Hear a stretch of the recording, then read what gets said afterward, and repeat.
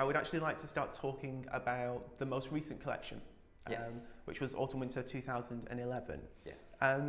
Where did the inspiration come from for the collection? Well, the inspiration came from these Robert Polidori's photos of the Versailles, and he had documented over a period of 25 years. And I bought the sort of the 3-volume book in Paris, and I was so infatuated with it. I was actually working on my pre-fall collection in Paris in November.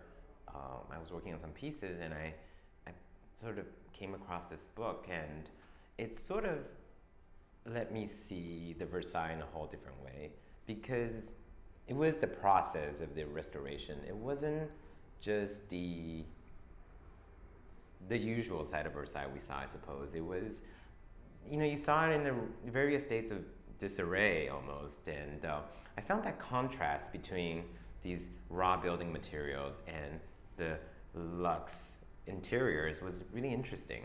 And I thought that was sort of one of the most intriguing things, and it was from this photographer's point of view, and it was done through time. So over the 25 years, so much has happened that you saw what they did to put it back together. So they took things apart and putting it all back together. And that's also intriguing, because then I experimented with cutting lace apart and putting it back together in a jigsaw puzzle kind of a way, and playing with these precious materials but cutting them apart. Were you consciously trying to single yourself out by looking at these kind of more decorative elements in your work? Well, I think the craftsmanship has always been such an important aspect of my career, and I've always been interested in the craft side of things, and that's where I came from. I started by obsessing with Charles James's work when I was in school, and I wanted to study how it was made from the inside, and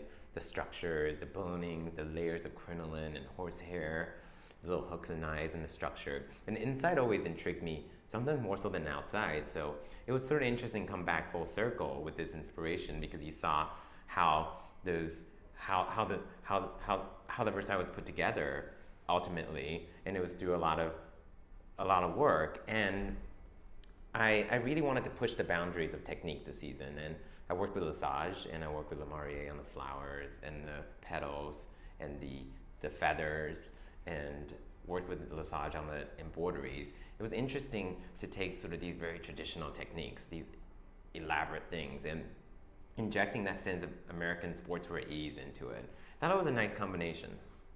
Now that we've kind of talked about the present, I would like to delve back a little bit and talk about your past. When did you first realize that you wanted to be a fashion designer?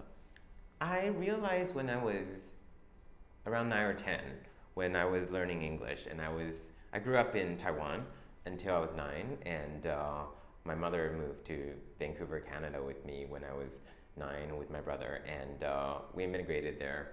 I didn't speak a word of English. I think I knew how to say hi and apple, something like that, and that was it. And I really was never the textbook book smart kind of a guy. And I'm the one Asian person you'll find that's terrible at math, and it was really, I needed to find something to relate to in the language. And what I found was this stack of fashion magazine my mom left around, and I was looking at these shoes, and I wanted to read about the designers. So I started reading and picking up, and sort of with the dictionary, going back and forth, and sort of that was my process of learning English. And so then I realized, wow, this is something I really want to do, because it's really interesting. I want to know more, and sort of combine sort of all my interests. Previously, I've always been into art, fine arts, and that was when I realized that fashion was a career. I'm not sure if this is right in terms of when you first started designing, but you started creating clothes for dolls. Well, it's a long story. I mean, I've always played with dolls when I was little. I never played with the cars. My brother was the one that played with trucks and, guns and video games. I was always into the more romantic side of things, and I was always into pretty things. And I had dolls growing up. And when I asked my mom for a sewing machine, she bought me one. I think I was 10, and our neighbor made upholsteries for a living, so she would give me all these scraps of paper, and I would take those things and put them together, but they were little scraps of fabric. So I sort of grabbed the nearest doll and started making clothes for her. That's how I learned how to sew. And years later, I did a freelance job when I was in high school for a toy company. And it sort of became a part-time job throughout school. And I just sort of really wanted to work. And I think they had no idea how old I was. And I just submitted everything through like email and mail. And I just was sort of a freelance intern. You know, it was not even ever about getting paid. It was about getting a creative outlet where I could really do something. And so that's sort of how the whole thing sparked. In your head, is there a certain woman that you see wearing your clothes? I think there's many different kinds of women that wear my clothes. I mean, the one thing that women that wear my clothes have in common is they appreciate the details, and they understand that the clothes aren't trend oriented. Because I never called myself a trendy designer. I never called myself the designer of the moment. I like to think that my work can last a long time and that it would be relevant 30, 50 years from now, and that it would be wearable then. And it's really about embracing the feminine form and creating truly desirable clothes that women want to wear. I'm interested where you stand on this age-old question of creativity versus commerce. Are you always aware of a commercial reality to your work? Yes, I am. I think it's important because to me, my reality is I love creating a beautiful composed show that has a message. I think it's really important. But I also would love to see that vision translated into a woman's wardrobe, because I think fashion has to come full circle.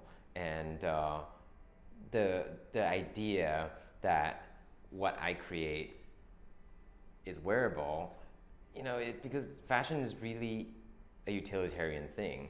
I mean, not only does it project an image and it's as much about the aesthetic, but it's also covering you up. So I like my work to have validity in everyday life. So that's always been my take on fashion, is that, whatever I do on the runway, I can be able to translate that into a collection that can also be desirable for women, so they would want to wear it. I would like to talk about a very high-profile woman that wears your clothes, which I think it's kind of the inevitable question. Who's Michelle Obama? Who are you talking about? Oh, Michelle No, Obama. I know, just kidding. I don't want to go through all the time she's worn your clothes, but was that daunting, knowing that you were dressing the First Lady? Well, it was very daunting, but I almost was in a blissful ignorance at the time, because I had worked on, I started working on her wardrobe the summer before, so this was 3 years ago, and she had I didn't really know her so well, and I made these clothes, but she hadn't worn them until much later. And the inauguration thing was sort of I designed the outfit, I designed the gown, and I actually packed it up and flew it to Chicago myself, because I didn't want to take any chances, but I really wasn't sure that she was going to wear it until the night of. So I didn't really realize how big a video it was, because it was also the month before Fashion Week, and I was so busy sort of into my collection that I sort of had to put all of that aside. And it sort of just manifested itself into sort of a thing the whole world was watching. And then I turned on the TV that night, and she came out wearing my dress. I sort of couldn't believe it happened. I mean, it's sort of unbelievable, because there were so many firsts in that. And the fact that it was so organic, the whole thing happened in that way, and I really didn't know. It was sort of, it's almost unbelievable that it happened. And, when I moved to New York, when I moved to America to become a fashion designer, I even thought that one day I'd be a part of American history, and that my work would be cemented in the museum long after I'm gone. And that to me is a really personally significant event in my life, that it's never really been done, that a First Lady has worn a designer who's Asian and an immigrant and under 30. And that was sort of a aha moment where I really I was really proud of it. Did you feel that straight away as soon as that had happened? Was there an immediate reaction? Well, to give you an example, the really funny thing is it was 2 days later, and I was on the corner of the street hailing a cab on like 37th Street, and this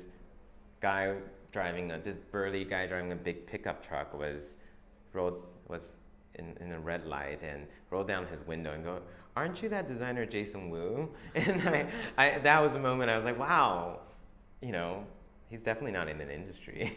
He knows who I am. And the fact that my mother called me that night and she already knew about it all the way in Taiwan, I mean, it broadcasted my name all over the world in that instant. And I realized it was really a once in a lifetime opportunity, and that I had to really, really pursue my next opportunity really carefully and really seriously. How important do you feel it is for you to work in New York? It's important. I think New York is full of energy, and I love the diversity of New York, and something's always changing. I wanted to move to New York ever since I was in high school, and I sort of made my way there, and sort of never wanted to leave. I considered it my home. It's also a place where it's a place of opportunity. It's a difficult city to make it in. They say, you know, sometimes when you can make it in New York, you can make it anywhere, and sometimes it's true because it's tough. But I also feel like it's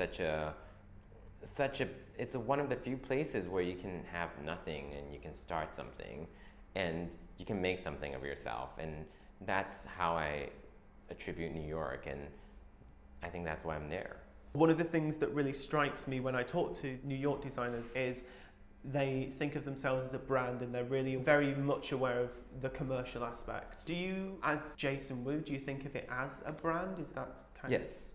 I at the 3-year mark of my company, I became more than Jason Wu the designer. It's really Jason Wu the brand, and I wanted to take it to the next level. And in the last 2 years, we've really done that. I mean, we expanded to a worldwide distribution of more than 130 stores, and we launched accessories last September, and launched sunglasses, and I did a cosmetic collaboration last year. There's so many things I can do. I've begun thinking further than the clothes. I begun thinking about the lifestyle, and to encompass the lifestyle, I have to be a brand, and that really excites me, because my interest in fashion is more than just the clothing itself. It's the entire package. I feel like fashion is about so much more, and it's so exciting, and it touches us in places that people don't expect. I think we see fashion, interior is a form of fashion, and I think it's very much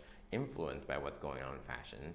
And I really begun thinking about this woman and her environment, and I sort of want to be a part of it all. So that's the future as well. That's the future.